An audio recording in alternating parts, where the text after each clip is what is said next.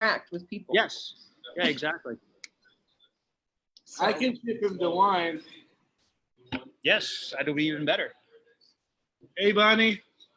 who's that? Sal. Hey, Tal, you're at Wanderlust. I wish I'd known that. Oh my gosh. I just went by downtown. Natal and Ethan are here too, but we can make it a weekly thing. Let me see the baby. They're outside somewhere. He woke up from a long nap in the car, so Okay. it's a bit noisy.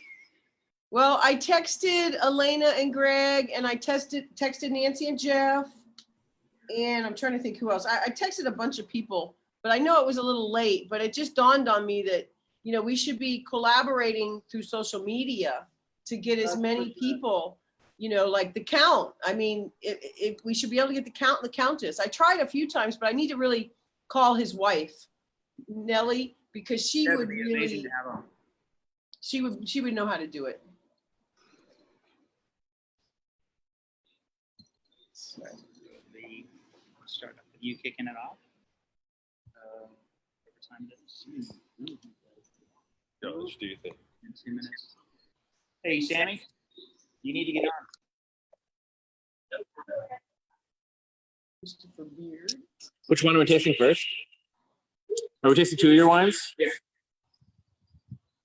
Start with that. You do a full screen. I'm just here, you know. Oh, good. Cecily's on. Hello. I'm here to on, y'all. I'm here to Sure. We are starting our tasting soon, as y'all can kind of see, because of today's ability to have some people on site. Our food truck is having their basically soft launch, and I'll show you guys what it looks like, what they're going to be cooking up for us. And then we got some cool guests here at the winery. So let me share the link to a few more people. What wine did you start with? What wine did you start with? Yeah. Oh, it's right here.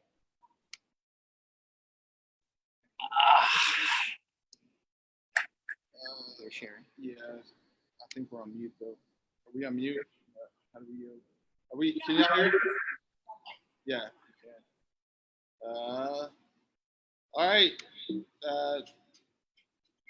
So it looks like it's 5 o'clock. We'll get this thing started. I just want to introduce everybody. We are the Austin, Texas Wine Society. My name is Jake Roos, one of the founders here with Richard. We got a couple high table members here as well. Alicia, Sammy, Carl. But I just want to thank everybody for coming out. Wanderlust Wine Company is co-hosting this with us with the help of Sammy. So I want to give him some props for that. So I'm going to let Richard go ahead and give us a little background about the wines that we're going to be tasting today. All right. Hey guys, happy to be here again this week. And this week we've got Mendelbaum Cellars, the 2015 Holy Land Abraham. As usual, it's brought to you by the Austin, Texas Wine Society. Check us out on our website. Co-hosted by Wanderlust Wine Company, where actually a bunch of us are, and a lot of the wine has been sourced from. Today we've got Tal Bendor, brand ambassador for Mendelbaum Cellars, and he'll be on in a little bit to talk us through his wines. What we've got today, one of the ones that we have today is the Mendelbaum Cellars, again, Holy Land Abraham, 60% Syrah, 25% Cabernet Franc, 15% Merlot. The grapes are sourced from the Upper Galilee and Judean Hills. The wine has been aged for 18 months in French oak barrels, and the alcohol value on this one is 14.5. So I found this really great map of the Israel wine regions, and so our wine is actually coming up from the top area there around Galilee, and then towards the middle under the Judean Hills. So that's where our grapes are sourced for our first wine. Our second wine is coming from the Texas AVA, the Texas High Plains, and it's the area up near the Panhandle between Canyon and Lubbock and Plainview. And the second one is a Tempranillo made by Mendelbaum. For Israeli red blend characteristics, this one's being 65% Syrah. You're going to carry flavors of black cherry, black pepper, blackberry, plum, sort of the black fruits. You may get a little licorice, espresso, dark chocolate in these things. So very, very nice wines. For food pairings, you've got such a melding in Israel. Some dishes dates back thousands of years, while others are really modern. Last year, the BBC rated Tel Aviv as one of its top 10 destinations for foodie tourists. So it's a heavy food culture now. Israeli versions of dishes from Arab, Turkish, Persian, Eastern Europe origins make the selections really complex and diverse. We're familiar with things like falafel and hummus and shakshuka. Are kind of new to some of us, but they do that on a regular basis, common staples of vegetable dishes and salads. But here in Texas, we can get some of that stuff. We also can get a lot of lamb, and Syrah blends work very, very well with lamb. As usual, these are the sources where all that information came from, and we can move it on to Tal.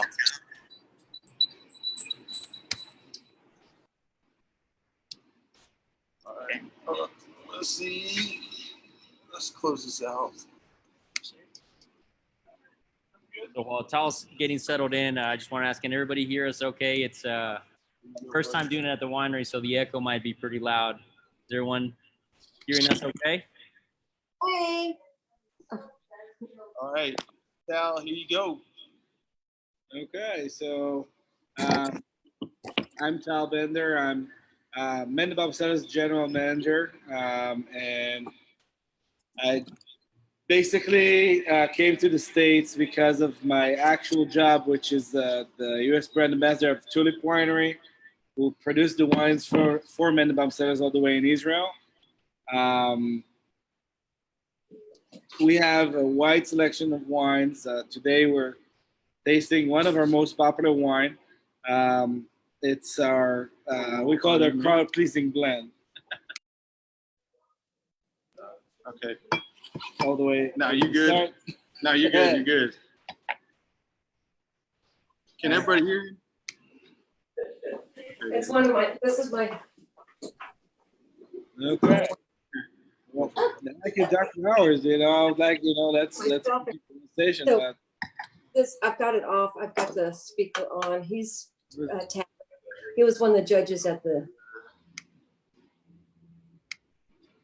Oh, continue to. Can y'all hear us? Okay. Okay. So Yeah. All right, we're going to good? continue. Sorry, we've had some technical difficulties. So, okay, we're good to go. It looks like. Bonnie raised the Yeah. hand. What does that mean? And Yeah. I'm a caveman. I'm not. It's good that you're next to me. Can Yeah. Okay. You can continue. Okay. Continue. Sorry So about that. anyway, I would like to ask you, Tal, is that your mom online from Israel? Oh yeah, she's one of the participants in this Zoom call. She's all the way in Israel right now. Yeah, I saw her. You're here, right? Yeah. Thank you for coming because it's really late in Israel right now, isn't it? Yeah, it's 8 hours ahead, so it's one yeah. Oh, thank you. And so the ones of you that are familiar more or less with Mendelbaum Cellars, we've been here in Texas for the past 9 years.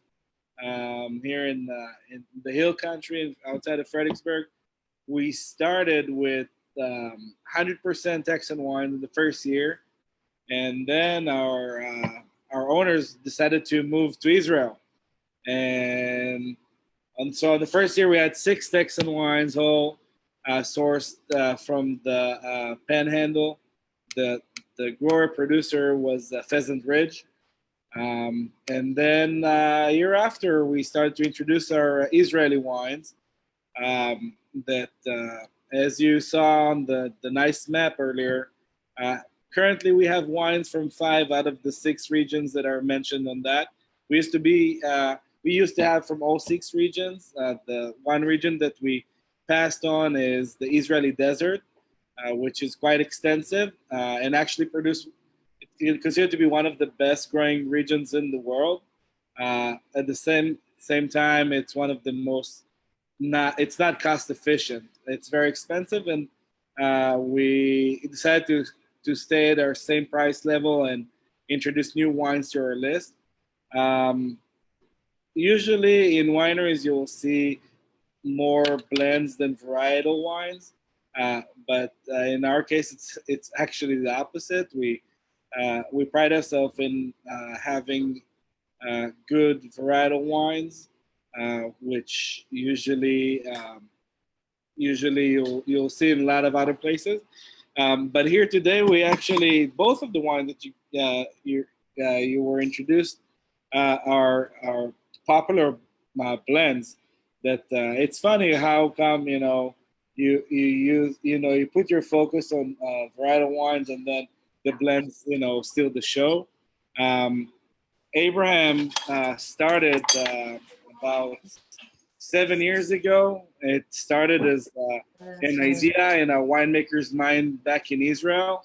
He decided that he wants to tap into food and wine to start to make more wines that are more, complement more food than just on their own.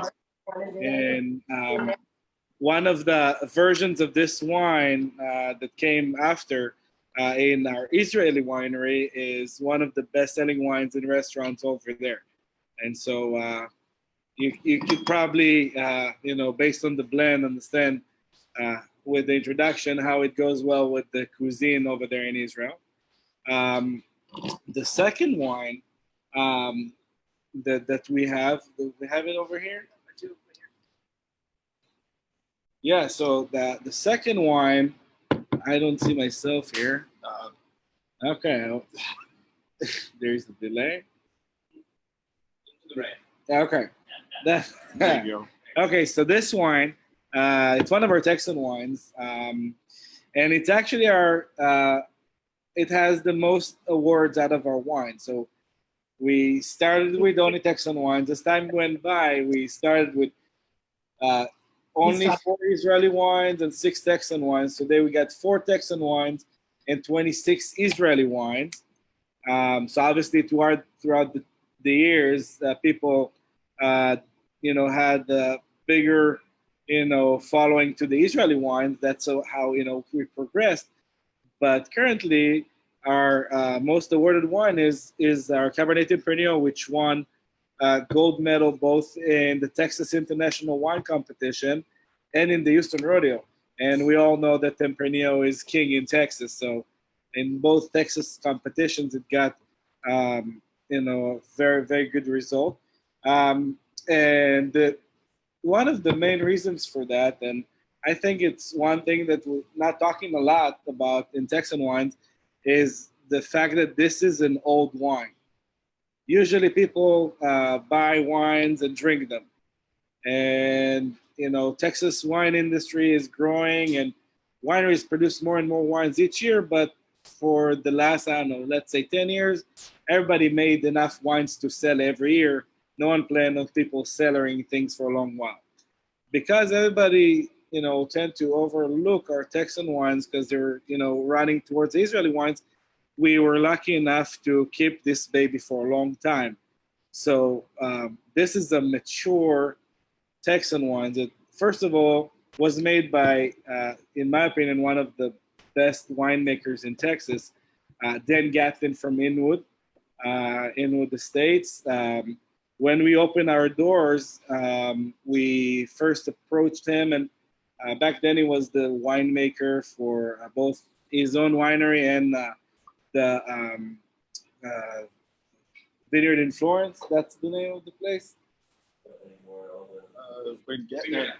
Vineyard in Florence. He was the winemaker there, and we asked him if he wants to be our winemaker, and lucky for us, he did. And for all of our Texan wines, he's the winemaker, and Pretty with his, great connections, and he got us very good grapes.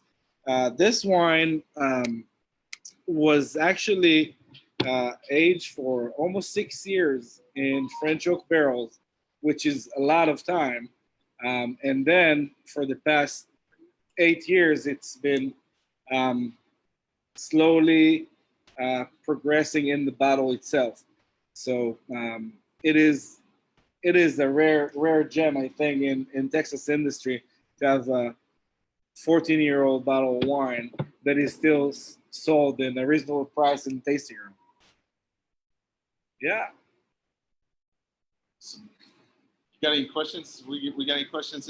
We're currently we're in Wanderlust Wine Company right now. We got a lot of people in here, so there's probably way more than normal. So, does anybody have any questions for him? Yeah. Or Chris? So I'm on this first wine. Mhm. And then also Israeli wine, which is Syrah, Merlot, Cabernet Franc. So that's grapes that you normally find in southern France and then in Bordeaux. And you wouldn't really see a blend like this outside of maybe more obscure regions of southern France. So what are the regions of the Judean Hills and Upper Galilee? I don't know a lot about the terroir there. How does it compare to those famous French regions? So basically, the question was asked: what type of regions and terroir are in the Judean Hills? So Tal's going to explain some of that for us. So first of all, great question.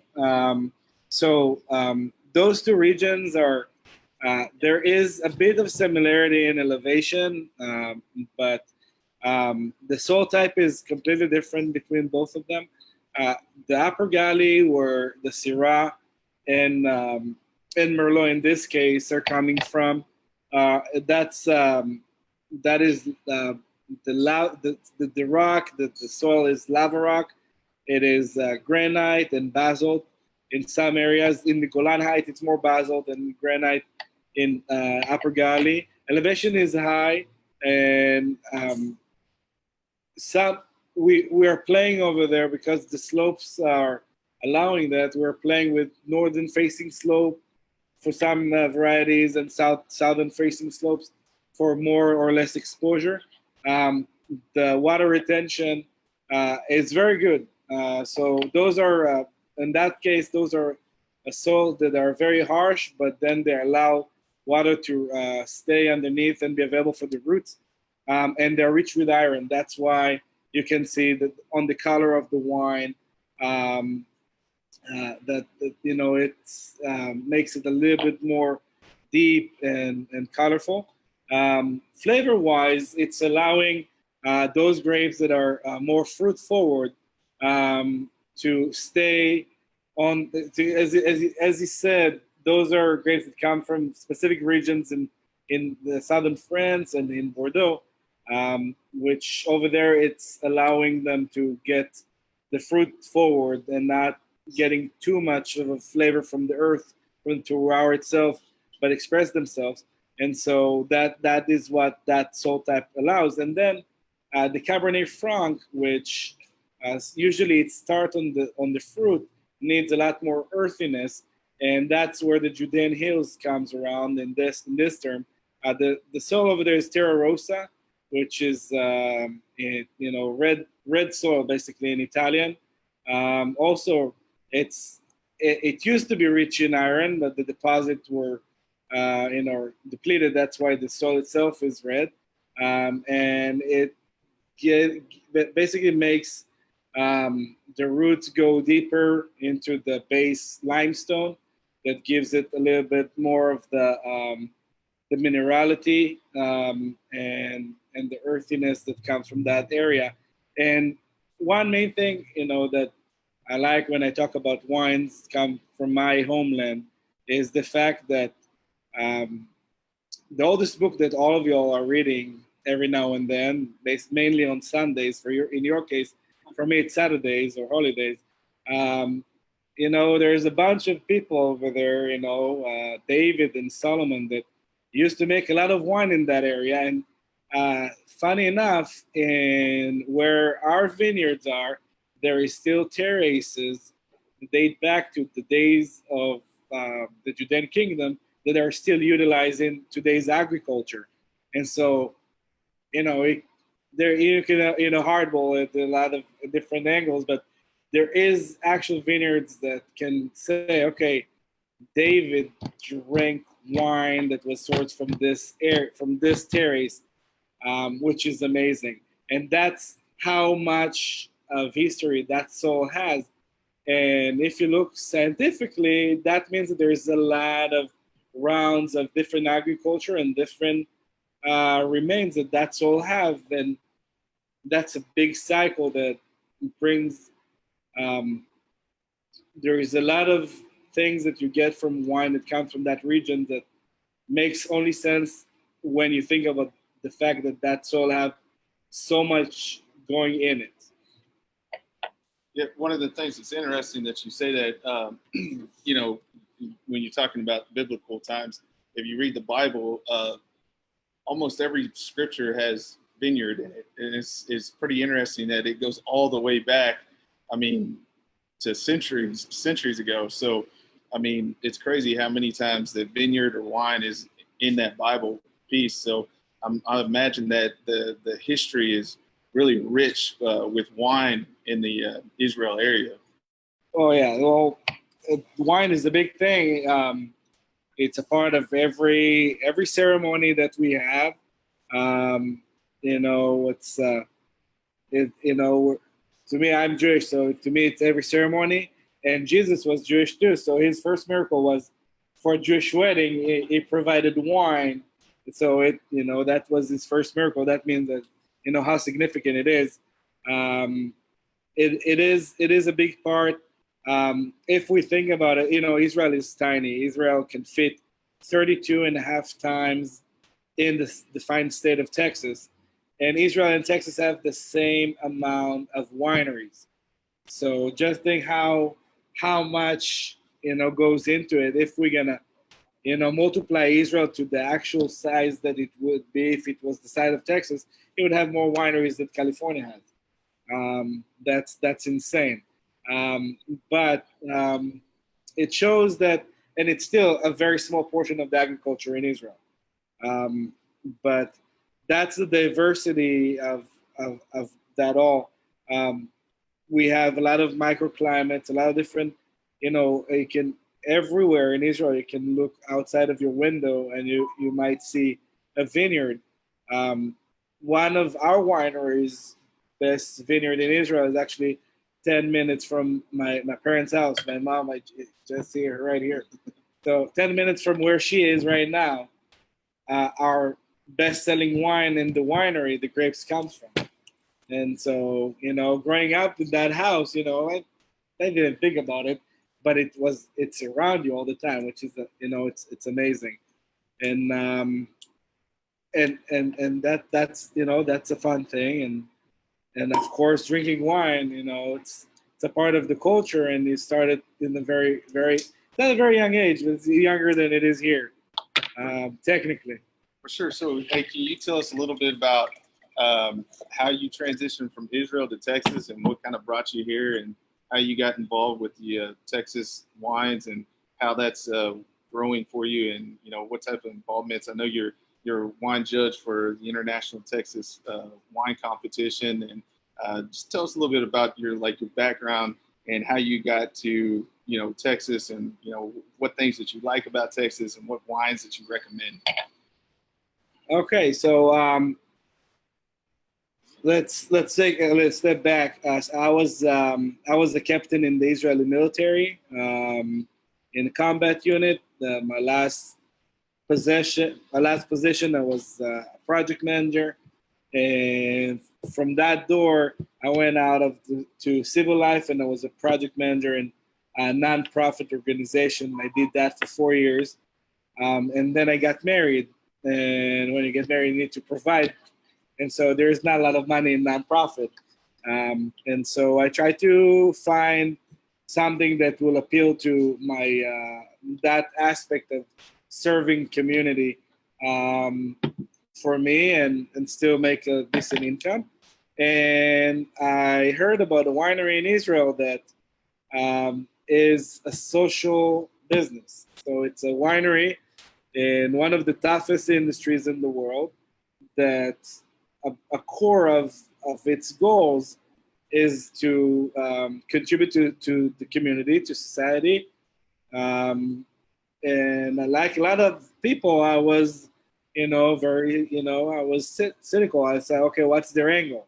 There is a constant increase in production and there is a decrease in customers in wine because, not every, new drinker goes straight to wine. It takes time to get good taste. And so okay, I applied for, a very basic job in the winery. That's Tulip Winery in Israel. And then after a month, that click happened. They figured out that I'm not just a tasting room wine server, that I probably should do something bigger in their winery. And I figured out that they're doing that from a very genuine place. They're good people. They don't have anyone in their family that, made them, do, and I'll explain what they're doing. They just want to do something good with their day-to-day life. So Tulip Winery is a winery that 90% of the employees are adults with special needs, with different mental challenges, that they take part in every aspect of the winery. And the winery is located in a special community in Israel that was the first of its kind in the world, that is a closed community for people with special needs that are more than 21. They can live in as a part of community. That means that they can reconcile conflicts and they can work because they try to provide the normative way of life. And so by being in that special place and understanding how big is what they're doing, they offered me to be their U.S. market director. So I asked them, okay, that means that I'm going to go around the world and be able to share this amazing story and say, well, yeah, and we're going to pay you for that. So that's how I got to the United States, representing Tulip Winery. That one of the things that we do is we act as the facility for Mendelbaum Cellars in Israel. Those of you that knows a little bit of terminology in the wine industry, so we act as their cooperative or basically facility to make the wines.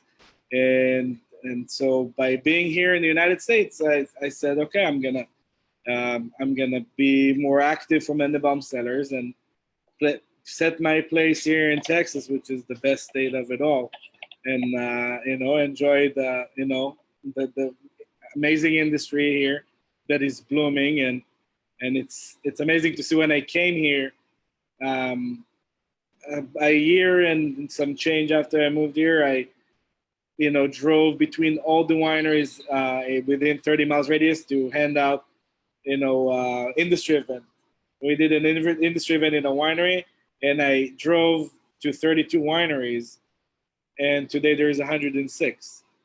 And so it's been 4 years ever since I drove that. So it's crazy how it's getting bigger, and the beauty is that the quality is continuing growing. There's no one is, sorry for the language, but no one's half-assing anything. Yeah. Which is it's amazing, because usually when you see that growth, some people are jumping on board without knowing what they're doing. It doesn't seem like it happens here, which to me it's amazing.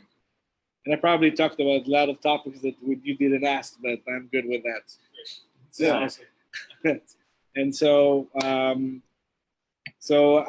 right now, just for for the interest, because I got a question about it earlier. COVID and all that. What have I done in the past 2 months? Because some people are not working and all that. So obviously, Mendelbaum Cellars was shut down because we couldn't serve wine in the winery, and the winery in Israel, because the way it works, we could employ only 30% of our staff at any given time. So all the normative employees that are non-essential are on unpaid leave. So the employees with special needs, which have a bigger difficulty to go back to the, to the work search pool, can keep their jobs while everything is readjusting. So to me, it's one of those things that you sit at home and say, okay, I'm unemployed, but you're doing it for, a great cause. And in 2 weeks, I'm going to be back on board. And okay, what did I do this entire time? I was able to, by sitting on the sidelines, still contribute to that crazy goal. And that, to me, it's awesome. That's absolutely awesome. And yeah, cheers to that. As Richard was raising his glass to that right there, that's an amazing sacrifice on Tal's behalf. Came a little late, as y'all know. This is a new realm for us, a new situation now that we're able to do these hybrid tastings. For those on the call, Rob, Kathy, Bonnie, friends of the TX, IWC, and Mendelbaum. We wish you guys were here. It just feels, wine is meant to be shared in person and together. And as you guys can see, I'll do a quick little view of the room. We're still 6 feet apart.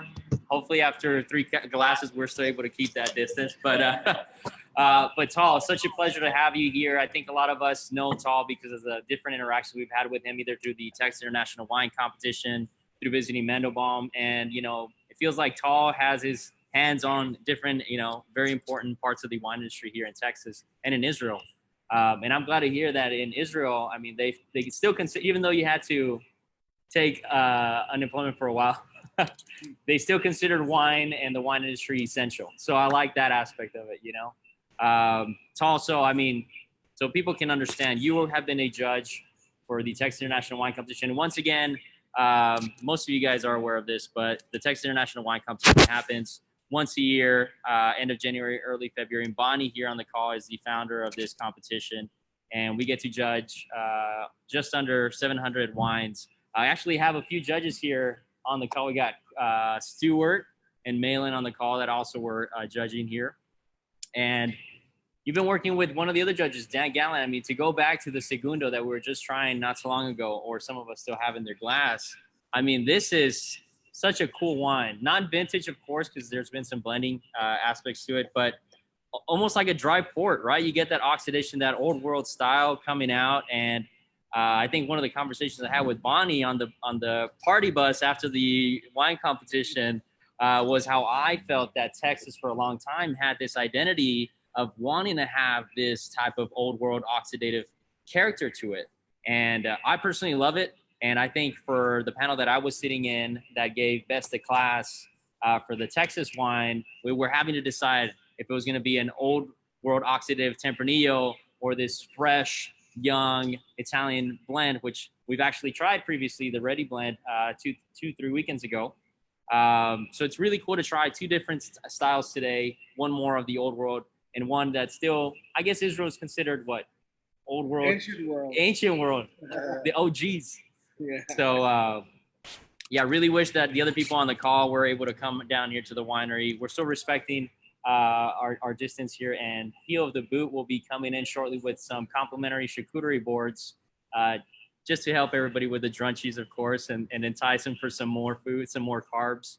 But I think everybody here has been involved. I see some familiar faces from the International Wine Competition as well. So I think just as a mini plug, Austin, Texas Wine Society, we definitely want to see this competition grow and bring more recognition to the Texas wine scene.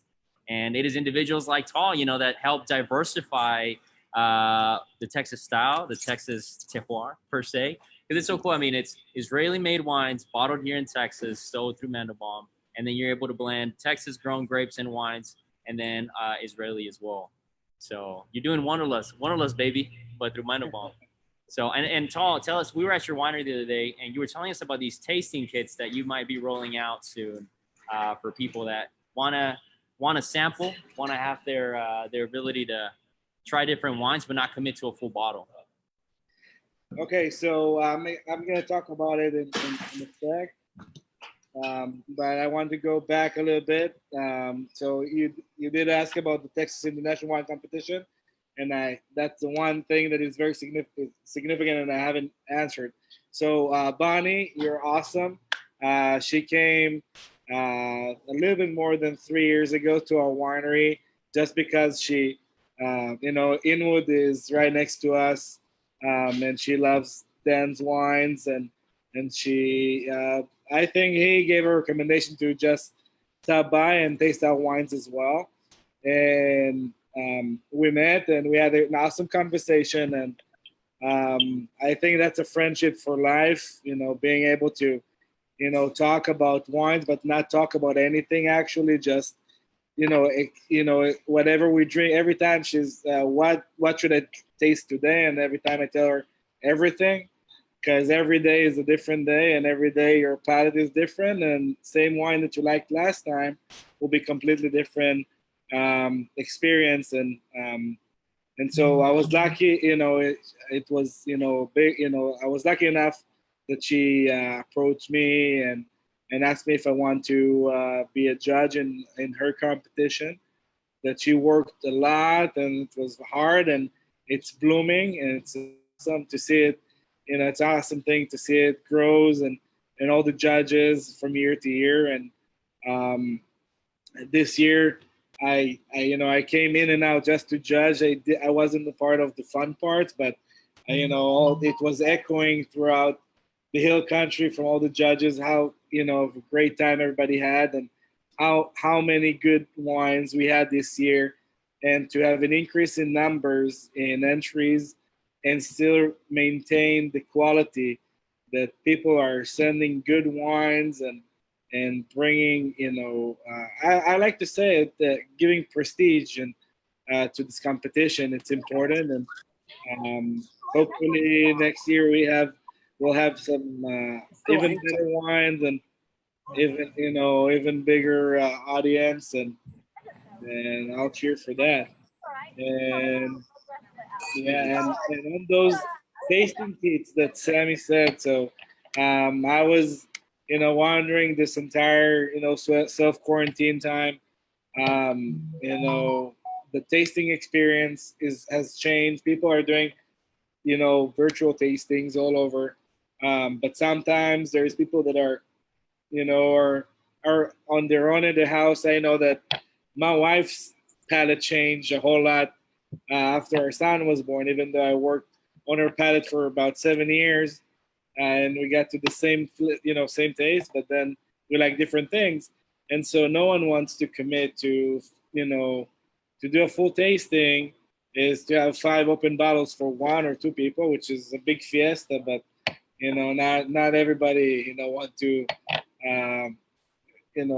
go through that amount of bottles. So we made, in Mendelbaum Cellars, we made a nice tasting kit that it's 2 ounces per sample, and it's our entire, wine list that is available right now. So 12 different wines. It's going to be available soon, and each wine is going to have a little card with the technical information, which more and more people are interested in that, which I like it because I like the geeky stuff around wine. And I think I'm doing too many certifications at once. But again, it's nice that people are interested in that. And on the other side, there's some QR codes with a reference to the vineyard itself, the geographical area, and in some wines we actually have videos showing the vineyard itself. One of the QR codes is a link to a short clip out of a documentary that our owner did 6 or 7 years ago. It's an hour long with history and present of the Israeli wine country and region through biblical times and current times. And so very informative to give people as much as we can. You see how much I mumble about wine and about everything. So give that experience at home without needing to share the same sofa with me. So hopefully people will like it.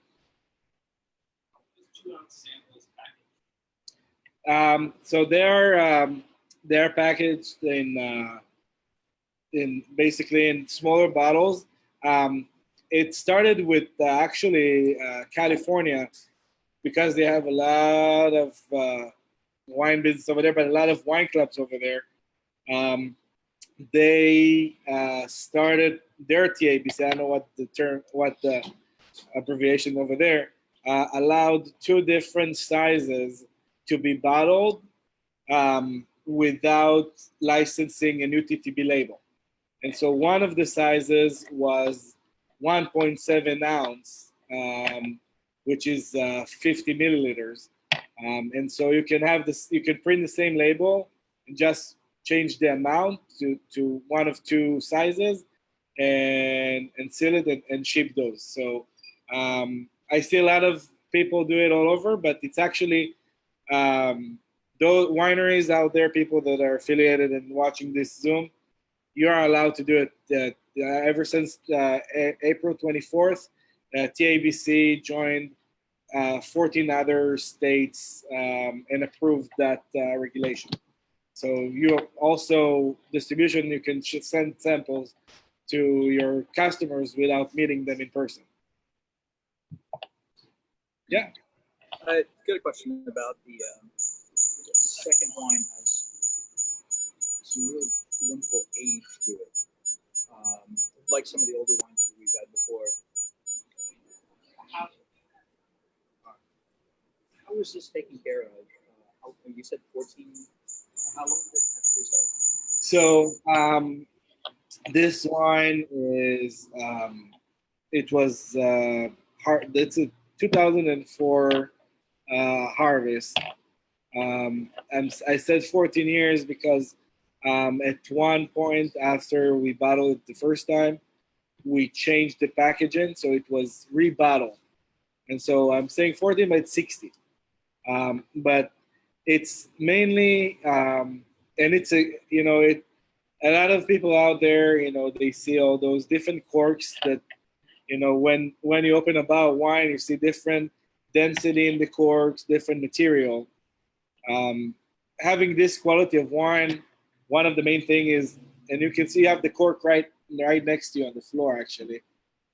You can see how, you don't have to, but you can see how tight it is, and the fact that the redness is not even climbing more than a third after all that time. That's a well-picked cork. That's a winemaker that knows the material that he's choosing. Each cork has a different oxygen, fluctuate, how much oxygen is penetrating through it and exposing the wine inside. This wine is, the ones of you that have it at home, the ones of you that are looking and seeing everybody swirling, doing this, it has a port-like color. It is oxidating in a nice ratio that the wine has that nuttiness on the nose and a little bit of hint of that on the palate.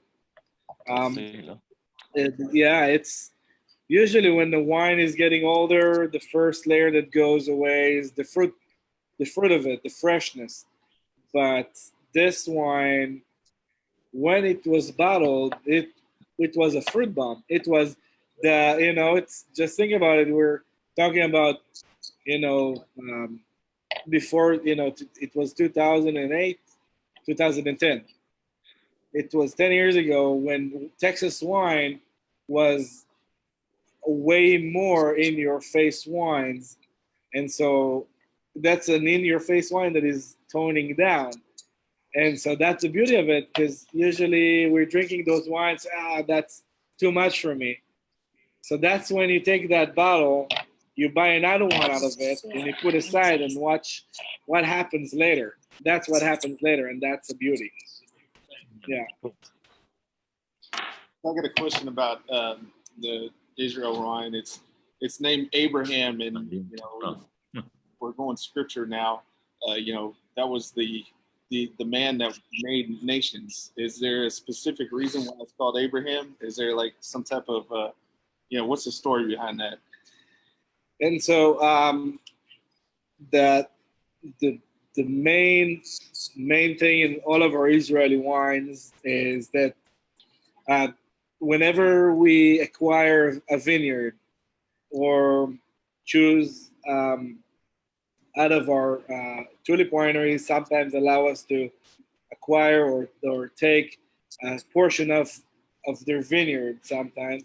Whenever we do that, we open the Bible and we look up and see what is the most significant event that happened in that area in the Bible, and that's how we choose the names. And so Abraham was a nomad. He was walking around, he was traveling, and that's why we chose it for this wine. This is the only wine that is a blend, and it's a blend of different wine regions, both the Upper Galilee and the Judean Hills. Judean Hills is where his first sacrifice was with Isaac and himself. And Upper Galilee is where he came from. So we know that Noah started northern, a little bit northern than today's Israel.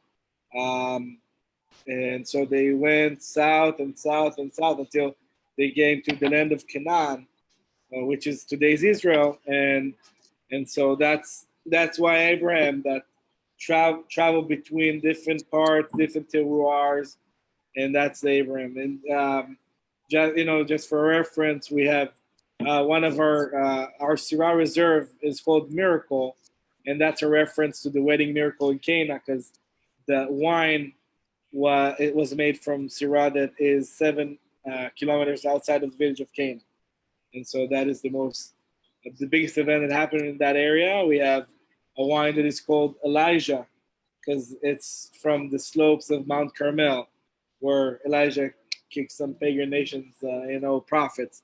So we try to find, a link to the soil itself, same as the grapevines do it themselves. That's pretty cool.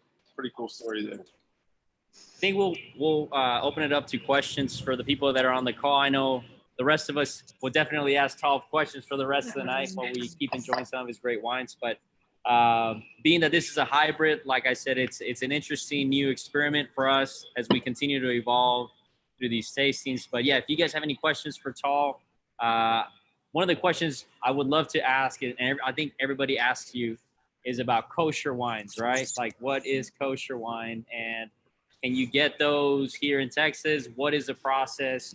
And everybody keeps asking you, can you put kosher wines in kegs? I know, and you're like, dude.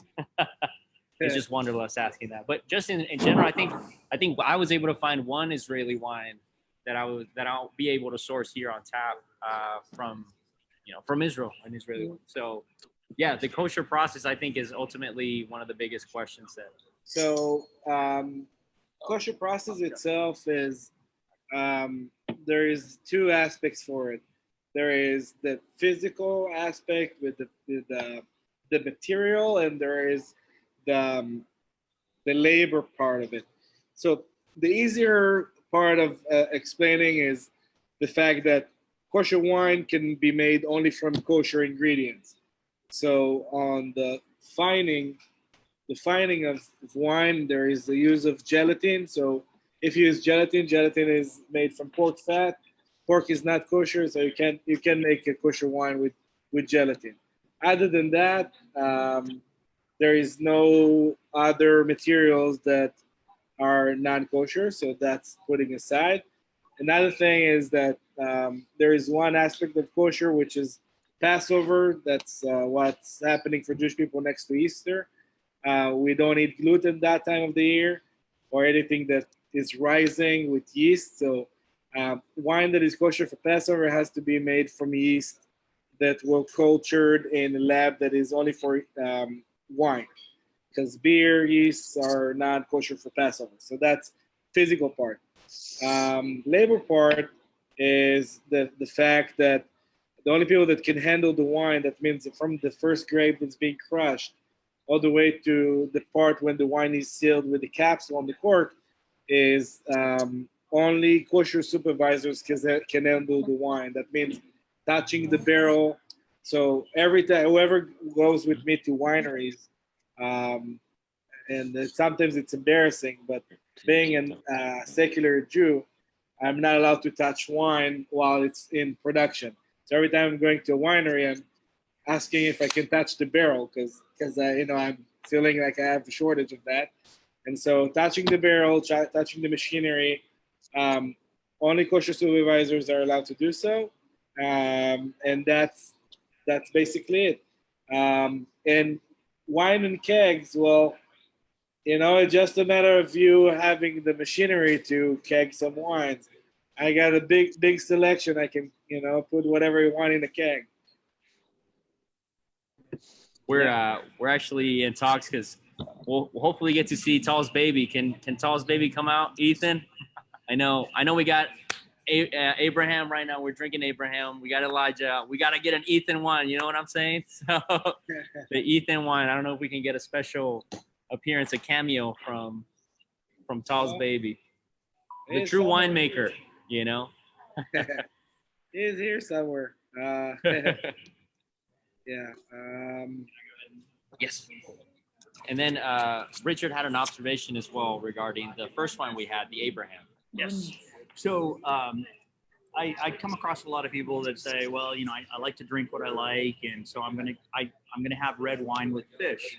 And the convention of having white wine with fish and red wine with meat, is sort of been a standard thing for a very long time. But a few years ago, the Germans, it was a German university that came up with a study that they figured out if there's iron in the soil where the red wine is made, then it really, really messes with the seafood. You'll end up with that strong iodine flavor. If there is not iron, then it's one of those where it's like, oh, you can have red wine with fish and it's not a problem. When he mentioned the fact that there was iron in the soil, like, this is one of the ones you cannot have with seafood, or you're really not going to like it if you give it a try. That's a challenge. We should make that a TikTok challenge. We get some fish, we get the Abraham, and we'll see who can go through it. Yeah, well, that's an interesting observation. I didn't know that. I haven't thought about that aspect. That going, all those. Sammy will agree with me with all the certifications that they're doing. They're talking about different aspects of wine pairings, and usually it's just we're thinking about obviously the technical part, the tannins and the acidity and the alcohol level first. That's how you eliminate if something fits or not. But now I know iron is the thing. I haven't thought about it. The German university figured that out. Yeah, well, Sammy, that's something that Wanderlust should suppose or expose. So I'm thinking this would go great with lamb. Oh yeah, So it is. I tell you as a fact because I eat lamb a lot, and that's a very good one with that. So does anybody on the call, do y'all have any questions that y'all like to ask Tal? I've got a couple. So what was the philosophy behind the bottling of the Abraham? Is it were you angling to come up with something that had a European flavor to it, and then I'm guessing it's not kosher, so is it entirely an export product or what? Abraham, first of all of our wines that are made in Israel are kosher, and so Abraham is a kosher wine. The concept, all the wines that we produce in Israel are old world style. Those are grown from the same basin and same grape varieties, same blending. There is some things that are a little bit feels like obscure sometimes, but for the most part, we do traditional blends and traditional varieties over there. How large are the productions for each wines? On our red wines, we produce 840 bottles, so it's a little bit more than 2 big barrels per red wine. Whites and rosés, we produce around 1,200 bottles every year. So our production on average year would be around 1,300 cases. Okay. Interesting. Anybody else got a question for? I just got to say, guys, once again, thank you all for being supporters of this project since the beginning. And you know, every weekend it's a new adventure. It's a new opportunity for us to grow this, to get closer. I mean, I see you guys as family, wino family, you know. and obviously, as this pandemic comes hopefully to an end, I just cannot wait for the moments that we can all share wine together. I know Bonnie, you can still come up if you want. We're pretty close. Rob, I know you're up there a little bit, but you know, we're so. I think Monday is when Governor Abbott's gonna, you know, let us know where we stand for clubs and bars. Even though we're not a club or a bar, we fall under that because we're next to Dirty Six, which I think after this pandemic might not be as dirty. We'll see.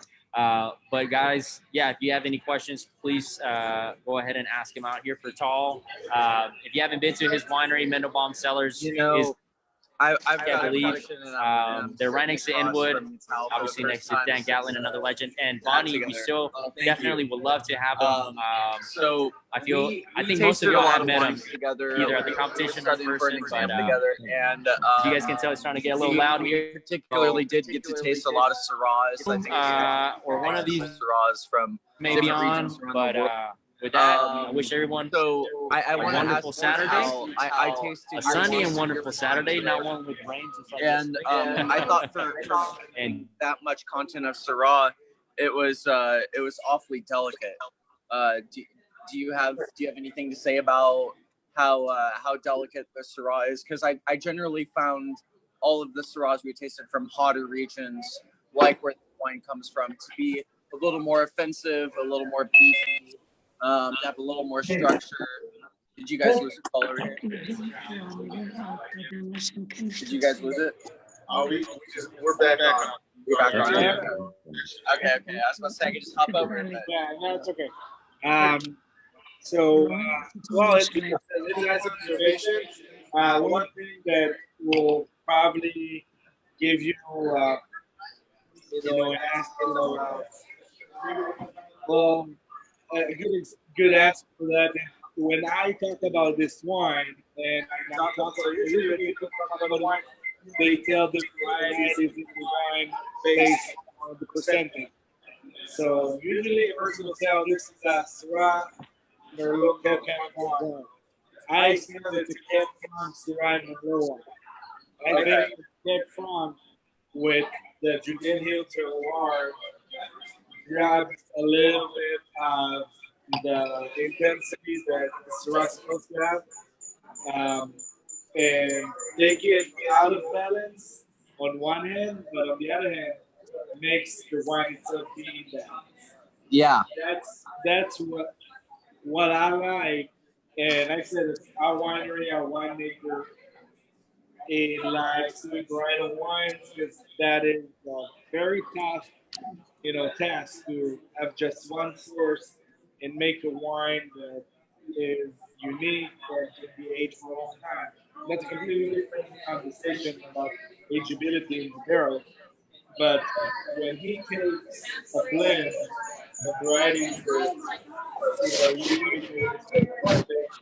he would play with it in a way that it will trigger a few questions while you do enjoy the wine. yeah. It was definitely one of those complex wines. all right, guys. Once again, I apologize. As y'all can tell, we're back into a hybrid situation with people here on site at the winery. So they're starting to, after some good glasses of Abraham and Segundo, conversation starts spiking. But we got Cicely, we got Rob, Kathy, Jennifer, and Moto times 4. Thank you guys so much once again for coming by, or not coming by, but joining us on our virtual call. I apologize for the loud noise. Once again, I really wish you guys can come in, and I'll hook you guys up whenever you come to the winery. We'll have a good time. wines on tap, of course, but hopefully we get Tal to get us some of his good stuff on kegs. All right, guys. Once again, wishing you guys a wonderful Saturday. Santé, salud, prost. Let's have a good time. Thank y'all very much. Thank you, Kyle, for And Bonnie, jeez, I didn't see you there. I love you guys. I love all of you. Thank you so much for everything you do. And I just kind of wanted to say that Tal had mentioned earlier that so Dan Gatlin, one of the main reasons I started the wine competition was because a client of mine gifted me a $100 bottle of Dan Gatlin's Tempranillo, and it blew me away. And that was like the second year. It was the second year I was back from Spain after living there for 10 years. So, yeah, we're kind of all. I think God meant for all of us to meet each other and everything to happen. It's amazing. And Hannah, I'm so glad that you're awake in Israel, watching your son and all of this. I'm so grateful that you're online with us. I just want to say I love you all and thank you so much for everything that you do. All right, thanks everybody for joining in. Join us next week. We'll promote it to the group and keep on the lookout for the group. So we're trying to do this once a week. So have a good day, good weekend. Thank y'all. אני רוצה להגיד היי. Joy.